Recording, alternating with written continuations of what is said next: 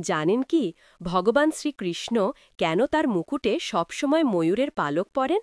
এর পেছনে লুকিয়ে আছে ত্রেতা যুগের এক গোপন প্রতিশ্রুতি। বনবাসের সময় একদিন প্রভু রাম এবং মা সীতা গভীর জঙ্গলে তৃষ্ণার্ত হয়ে জলের খোঁজ করছিলেন, কিন্তু কোথাও জল মিলছিল না।